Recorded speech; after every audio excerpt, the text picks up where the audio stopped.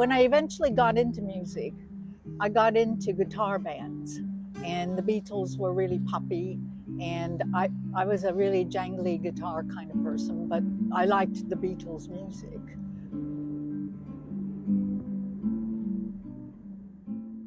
We have a Beatles tour that starts at this spot every week, and their first visit is around the corner and just down the road at Marylebone Station, and that's where the opening scenes of A Hard Day's Night were filmed, with the Beatles running down the alleyway with the girls behind them.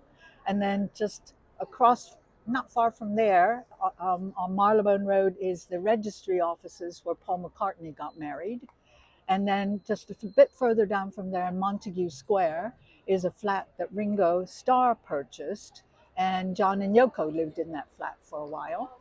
And then coming back this way towards Baker Street is where the original Apple store used to be. Just it's literally about 3 blocks down the street from here. My daughter's 9 years old. She's very much into the Beatles.